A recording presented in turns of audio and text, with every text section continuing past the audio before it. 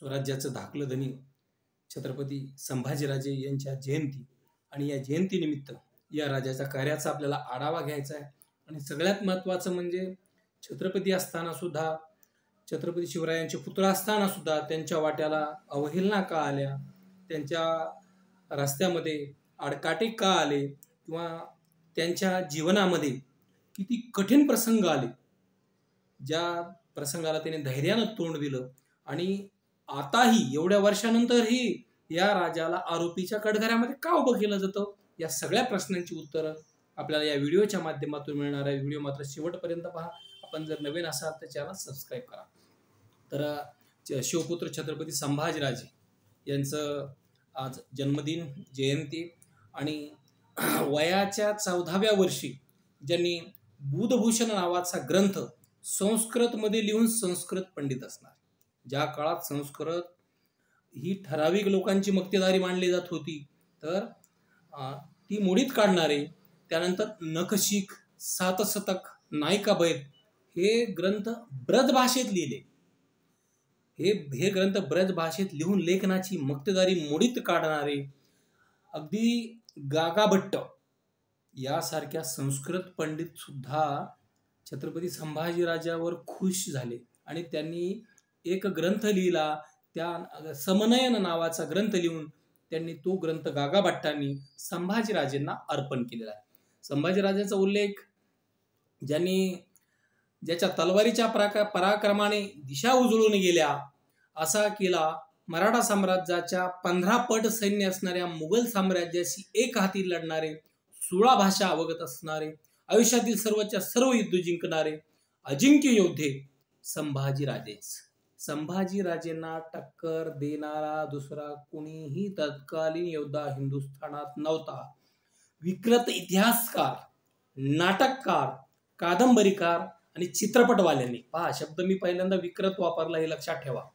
ही जी विकृती आहे, इतिहासातली असेल, नाटकातली असेल, कादंबरीतली असेल किंवा चित्रपटातली असेल, जसं तो मोहित्याच्या मंजुळाला त्या नाटककारामध्ये एकच प्याला जो राम गणेश गडकरीचा आहे, अशा दुर्दैवी विकृतींनी या ठिकाणी छत्रपती संभाजीराजेंना कायम बदनाम करण्याचा प्रयत्न केलेला आहे. मात्र सर्व आरोपांच्या भट्टीतून तावून सुलाखून संभाजीराजेचे चारित्र्य तितक्याच तेजानं त्या ठिकाणी तळपत आहे आणि आज ते जगासमोर आहे. इतिहासाच्या पुनर्मांडणीतून त्यांचे निष्कलंक चारित्र्य सिद्ध झाले आहे. त्यांच्यावरील आरोप आणि त्याचे खंडन करण्याचा प्रयत्न करणं आवश्यक आहे. या मांडणीचा प्रसार सर्वसामान्य शिवशंभू प्रेमीपर्यंत व्हायला पाहिजे. कारण राजावर फक्त आरोप केले जातात की काही चारित्र्य हननाचे असतील, काही स्त्रियांशी संबंधित नावं जोडल्याचे असतील, काहींनी तर त्यांना दारूपर्यंत नेण्याचा प्रयत्न केला, काहींनी तर त्यांना त्या ठिकाणी मोगलांशी जाऊन मिळण्याचा प्रयत्न, म्हणजे सांगण्याचा प्रयत्न केला. तर या सर्व आरोपाच्या खंडन करण्याचा प्रयत्न आपण आज या माध्यमातून करणार आहोत. जे सत्य आहे ते सत्य आहे, ते सत्य मांडण्याचा आपण प्रयत्न करणार. तर पहिला मुद्दा पाहू आपण, चारित्र्य हनन. संभाजीराजे सारख्या प्रभावशाली व्यक्तिमत्वाला बदनाम करण्यासाठी त्यांचे चारित्र्य हनन करण्याचा प्रयत्न झाला. वास्तविक ज्या बकरीला इतिहास म्हणता येत नाही, बकरी लिहिलेल्या आहेत, तर अशी एक मल्हार रामराव चिटणीस नावाची बखर ही छत्रपती संभाजीराजेच्या बदनामीस कारणीभूत ठरलेली आहे. सडक्या मेंदूच्या लोकांनी हे लिहिलेलं आहे.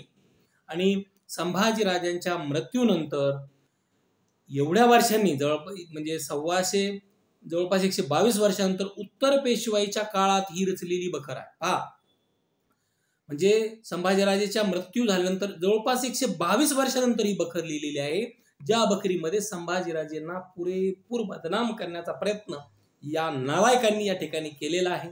आणि इतकंच नाही तर चिटणीसाचा खापर पंजोबा बाळाजी आवजी चिटणीसला संभाजीराजांनी राजद्रोहाची शिक्षा म्हणून हत्तीच्या पायाखाली दिलं होतं. पहा हे कनेक्शन काय आहे, हे नेमकं त्यांनी का केलं. तर हत्तीच्या पायाखाली या बाळाजी आवजीला या ठिकाणी, म्हणजे चिटणीसाच्या बाळाजी आवजीला दिलेला आहे. आणि याचा राग धरून बखरीत राजाविषयी द्वेष ठासून भरलेला आहे. या विकृतीच्या लोकांना. आणि दिलेर खानाला संभाजीराजे जाऊन मिळणे हे मिळालेले आहे. ही छत्रपती शिवरायांचीच खेळी होती. आणि मात्र काही अर्धवटराव हे यावर आक्षेप नोंदवतात. तर त्यांनी थोडीशी पूर्ण माहिती घेऊन या ठिकाणी बोललं पाहिजे. ज्याला माहिती आहे त्यानेच व्यक्त झालं पाहिजे, नाही तर उचलून टाळाला लावणं फार सोपं असतं. स्त्रियांची काही काल्पनिक पात्र या ठिकाणी निर्माण करण्यात आलेले आहे. राजमाता जिजाऊंचे संस्कार असणारे संभाजीराजे आपल्या संपूर्ण आयुष्यात स्त्रियांना सन्मानाने वागवलेला आहे त्यांनी. मात्र चिटणीस बखरीमध्ये पहा, पुन्हा परत तीच आपण उल्लेख करतोय. हा आधार घेऊन काही स्त्रियांशी छत्रपती संभाजीराजेचं नाव जोडण्याचा प्रयत्न झाल्याचं दिसलंय. पहिलं नाव आहे गोदावरी. गोदावरी हे कोणतंही अस्तित्वात नसलेलं पात्र आहे. अण्णाजी दत्तो यांची कन्या म्हणून ती काल्पनिकरित्या उभा केलेली आहे. अण्णाजी दत्तोला गोदावरी नावाची मुलगीच नव्हती. आपण थोडंसं इतिहासाची पाळंमुळं खणली असता असं दिसून येतं. त्याची मुलगीच नव्हती. मग कुठून आली गोदावरी? गोदावरीची समाधी रायगडाच्या पायथ्याला दाखवण्यात आलेली आहे. मात्र ती गोदावरीची समाधी नाही. परत पहा, ही गोदावरीची समाधी नाही, तर ती गोदावरीची समाधी नसून या ठिकाणी माधवराव पेशवे यांच्या यशोदाबाई पेशवे यांची आहे. अस्तित्वात नसणारे गोदावरी यांचं नाव, यांची समाधी दाखवून छत्रपती संभाजीराजेंना बदनामी करण्याचा प्रयत्न या ठिकाणी आलेला आहे. अस्तित्वात नसणारे पात्र रंगवून संभाजीराजेंनी जबरदस्ती केल्यानं तिनं आत्महत्या केली असा आरोप शंभू द्वेष करणाऱ्यांचा पदोपदी जाणवत आहे. खंत वाटते या निर्लज्ज लोकांची. दुसरं पात्र उभा केलेलं आहे थोरातांची कमळा. आता हे नाव छत्रपती संभाजीराजेच्या जीवनामध्ये आणि चरित्रात कधीही नव्हतं नाही. तसा कोणताही पुरावा उपलब्ध नाही. बी नावाच्या कवीने कमळा नावाचे काव्य लिहिलेलं आहे. आणि या कथाकथित कमळेस प्रसिद्धी दिली कधी? 1941ला जो एक चित्रपट आला थोरातांची कमळा. तर या थोरातांची कमळा या चित्रपटाने या कमळेचा प्रसार केला. ना के सोनसुखार यांचे 1951 मध्ये थोरातांची कमळा हे नाटक आले. संभाजीराजेंनी केलेल्या जबरदस्तीमुळे थोरातांच्या कमळेने आत्महत्या केली अशी मांडणी काही साहित्य, नाटके, चित्रपटातून मांडण्यात आलेल्या. प्रत्यक्षात मात्र कमळा हे काल्पनिक पात्र मुद्दाम म्हणून निर्माण करण्यात आलेलं आहे. पन्हाळ्याच्या पायथ्याशी कमळेची समाधी दाखवली जाते. पहा, वास्तव काय पहा, ही पन्हाळ्याच्या पायथ्याला ही कमळेची समाधी असं म्हटलं जातं. ती कमळेच नसून बाळाजी विश्वनाथ भट यांच्या फौजेशी लढताना धारातीर्थी पडलेल्या यशवंतराव थोरात व सती गेलेल्या त्यांच्या पत्नी गोदाबाई थोरात या दाम्पत्याची आहे. म्हणजे यशवंतराव थोरात आणि गोदाबाई थोरात या दाम्पत्याची ही समाधी आहे. तर ही थोराताची कमळा अशा प्रकारचं इथं काल्पनिक चित्र रंगवल्या जात आहे. आणि या समाधीवर कमळेच्या निधनाचं वर्ष 1698 दाखवले जाते. मात्र संभाजीराजे यांचं निधन त्याआधी 9 वर्ष म्हणजे 1689 मध्ये झालेलं आहे. म्हणजे पहा किती विरोधाभास आहे. परंतु इथं वास्तव मात्र लपवल्या जात आहे आणि राजांची बदनामी करण्याचा प्रयत्न या ठिकाणी होतोय. संभाजीराजेच्या बदनामीसाठी कमळा पात्र आणि थोरातांच्या कमळेच्या समाधीचा गैरवापर झाल्याचं दिसून येते. हा इतिहास लोकांपर्यंत पोहोचला पाहिजे. पुढचं पात्र आहे तुळसा नावाचं एक पात्र या ठिकाणी निर्माण केलं. तुळसा नावाचं कुठलंही पात्र छत्रपती संभाजीराजेच्या काळात अस्तित्वात नव्हतं. दूरपर्यंत या नावाचा काहीही संबंध या ठिकाणी नाही. ऐतिहासिक साधनात तुळसा हे पात्र शोधूनही सापडत नाही. तर आत्माराम पाठारे यांनी त्यांच्या संगीत श्री छत्रपती संभाजी या नाटकात तुळसा जन्माला घातलेली आहे. हे तुळसा नावाचं पात्र हे आत्माराम पाठारेचं ही या ठिकाणी कल्पनाविलासाचा भाग या ठिकाणी म्हणता येईल. आणि राम गणेश गडकरींनी राजसन्यास नाटकात तुळसा नावाच्या पात्राला भरभरून प्रसिद्धी दिलेली आहे. गडकरींनी या नाटकात संभाजी महाराजांच्या तोंडी अश्लील संवाद घातलेले आहेत. छत्रपती राजे हे राजमाता जिजाऊंच्या संस्कारात वाढलेले आहेत आणि तरी सुद्धा ही बदमाशी या ठिकाणी या राम गणेश गडकरींनी या ठिकाणी केलेली आहे. वि वा हडप यांनी 1923 मध्ये आपल्या राजसंसार नाटकामध्ये तुळशीला पुन्हा प्रसिद्ध केलं. पहा म्हणजे किती हे कळस या ठिकाणी आहे. एक करतोय, दुसरा करतोय, तिसरा करतो, तो त्याचीच री ओढतोय. म्हणजे हे ठराविक लोकांचा कार्यक्रम हा या ठिकाणी आहे. केवळ नाटकाच्या प्रसिद्धीसाठी काल्पनिक तुळसेचा आधार, तुळसा नावाच्या काल्पनिक पात्राचा आधार घेऊन छत्रपती संभाजीराजेंची बदनामी करण्याचा प्रयत्न केला. आणखी एक पुढचं पात्र आहे झैबुन्निसा किंवा झियतुन्निसा. तर हे नाव आहे, ही आहे औरंगजेबाची मुलगी आणि यांचा आणि छत्रपती संभाजीराजे या नावाचा कुठलाही संबंध नाही. तरी लोक जोडतात की औरंगजेब ही मुलगी द्यायला तयार होता, तू धर्म स्वीकार असं म्हणत होता. तर हे अत्यंत खेदानं सांगावं लागतं, हे चुकीची बाब आहे, गंभीर बाब आहे. राजावर आरोप करण्याचा हा प्रयत्न या ठिकाणी आहे. मात्र काहींनी हे झैबुन्निसा किंवा झियतुन्निसा हे नाव छत्रपती संभाजीराजेशी जोडण्याचा प्रयत्न केलेला आहे. जेव्हा संभाजीराजे शिवरायांबरोबर आग्रा येथे गेले होते तेव्हा संभाजीराजेचे वय अवघे 9 वर्षाचे होते. पहा, फक्त 9 वर्षाचं वय होतं आणि त्यानंतर त्यांनी कधीही या दोन्ही मुलीला पाहिलं नाही. आग्र्यात गेले, तिथं रांगेत लागले, तिथं अपमान झाला, पुन्हा त्यांना म्हणजे काही दिवस त्या आग्र्यात होते आणि पाहिलं असेल तिथं, पण वय होतं किती, 9 वर्ष. आणि झियतुन्निसा संभाजीराजेपेक्षा 14 वर्षाची मोठी त्या ठिकाणी होती. म्हणजे पहा, ती जवळपास त्या ठिकाणी त्यावेळेस 23 वर्षाची होती.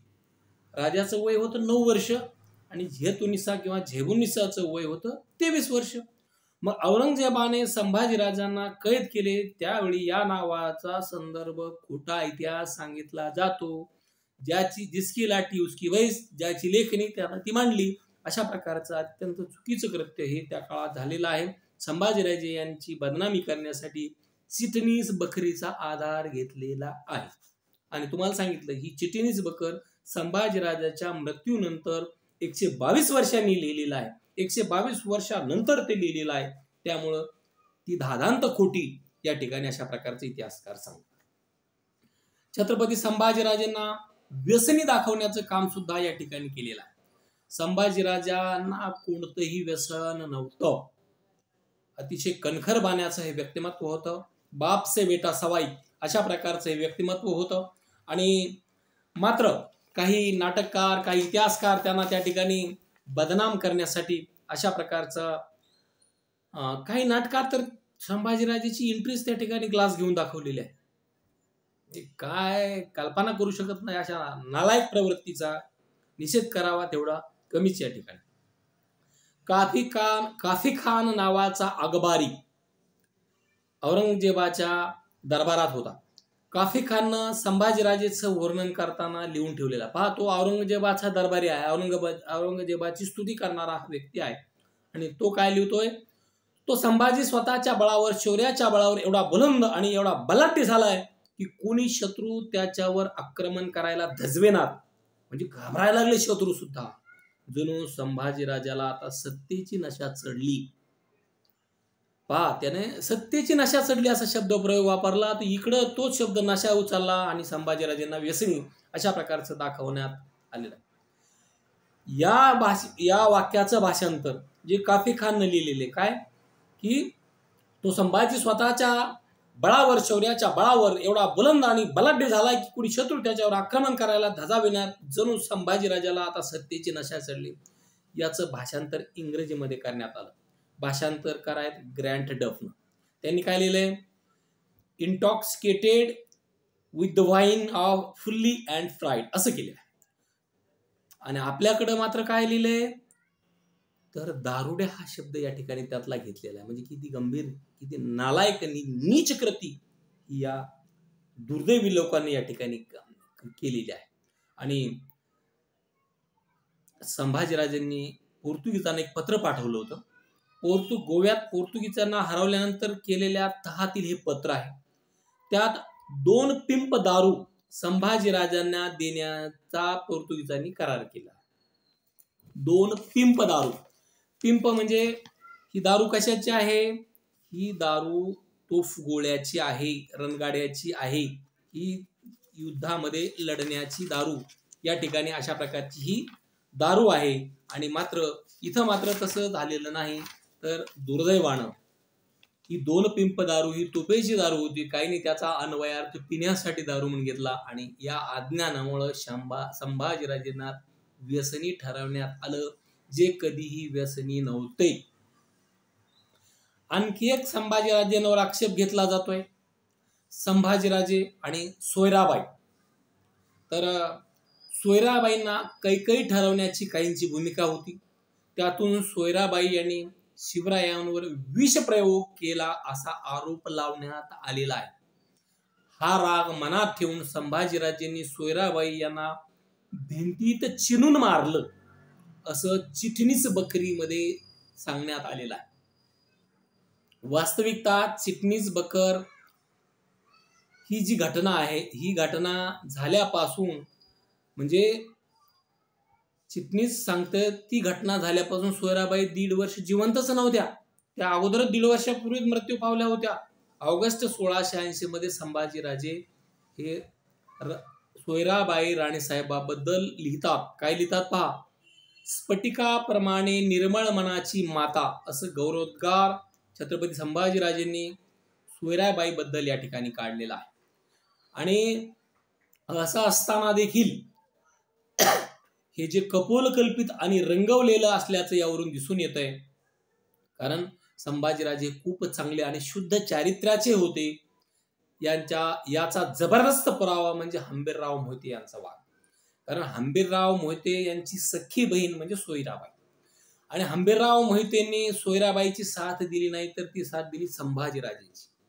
यावरून बोध घ्या की संभाजीराजाचं चारित्र्य किती चांगलं होतं, त्यांचं वागणं किती चांगलं होतं, बोलणं किती चांगलं होतं, आणि जनतेशी निष्ठा किती प्रवृत्त होती.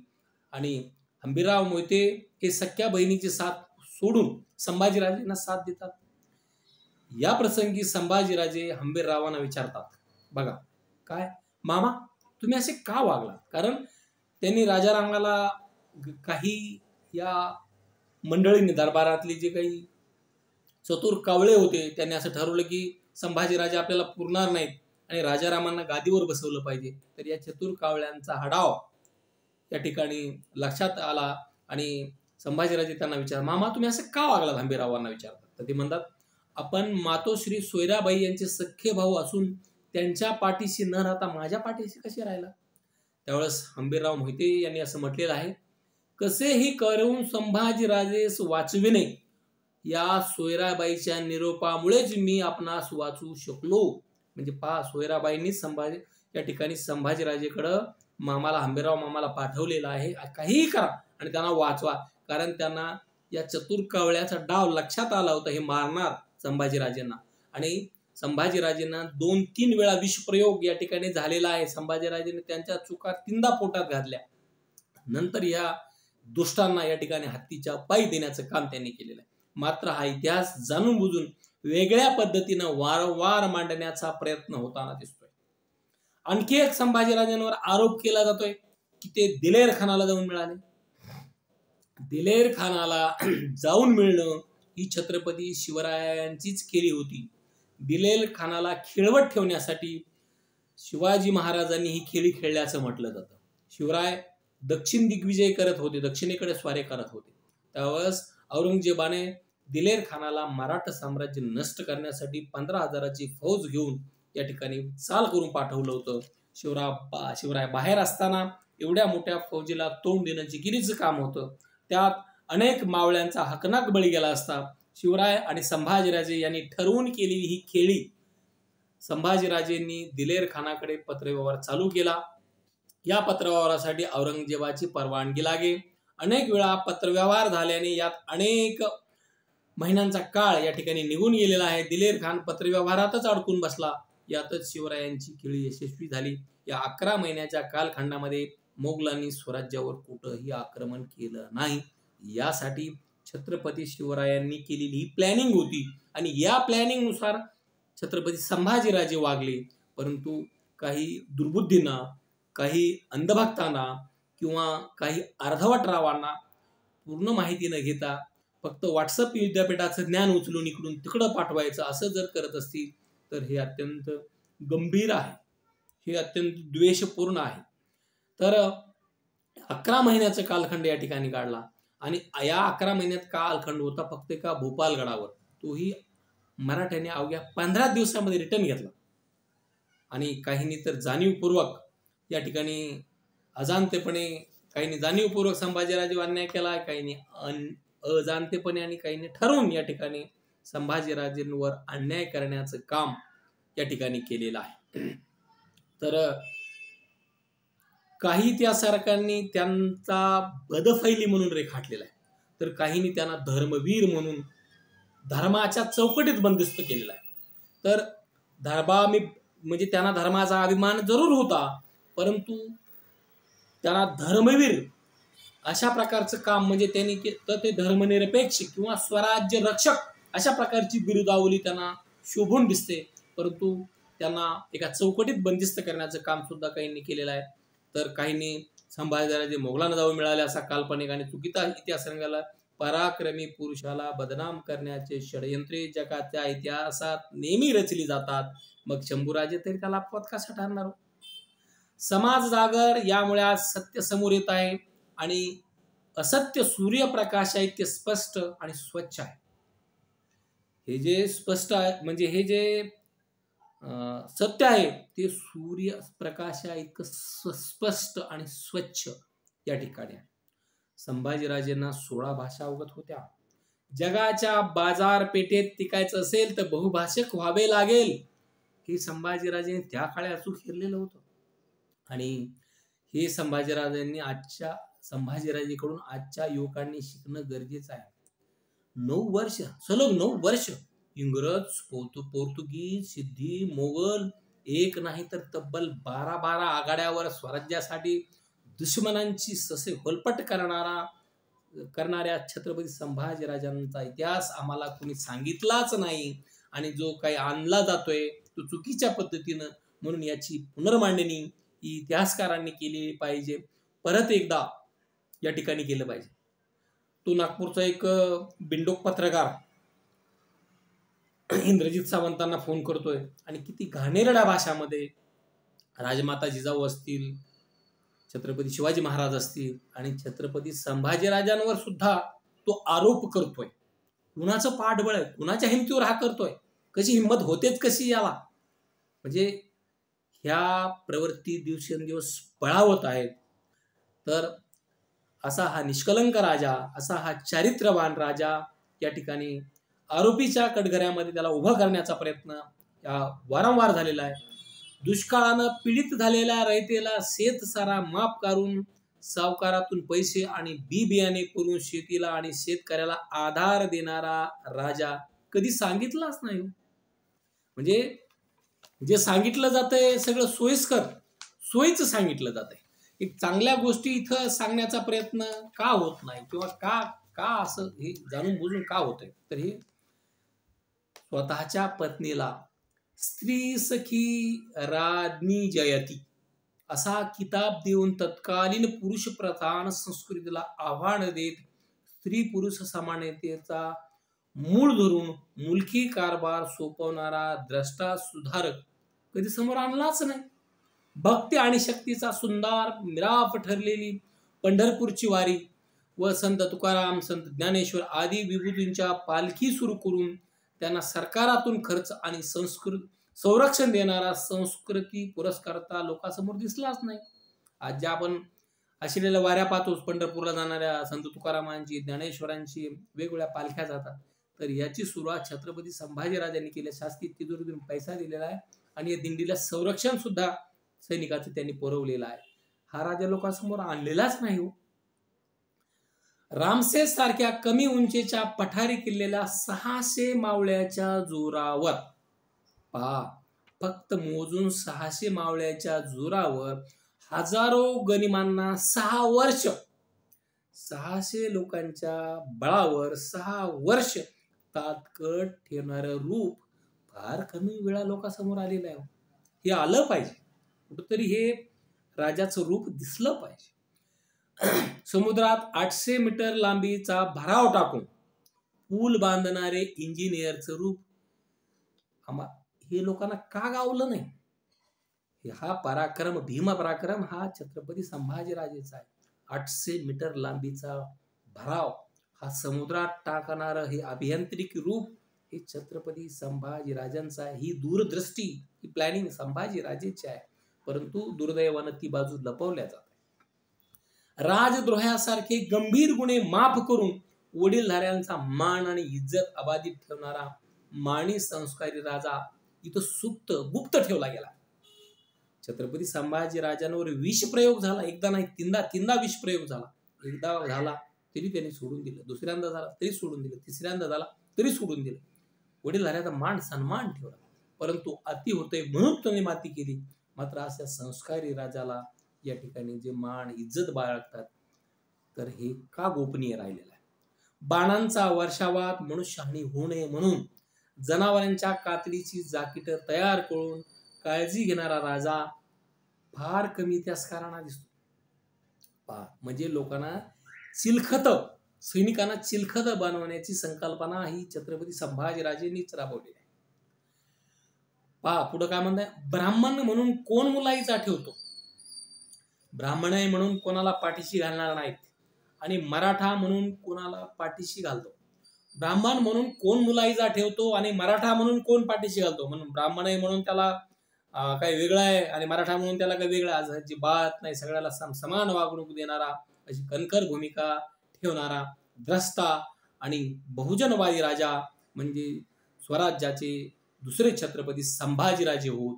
आणि अशा या राजांची जी अवहेलना चित्रपट असेल, कादंबऱ्या असतील, साहित्य असतील, तर हे चुकीच्या बखरीवर, चुकीच्या ज्ञानावर आधारित आहे. छत्रपती संभाजीराजे अतिशय निष्कलंक चारित्र्याचे, अतिशय निर्मळ मनाचे आणि सरळ स्पष्ट आणि निडर व्यक्तिमत्व या ठिकाणी होते.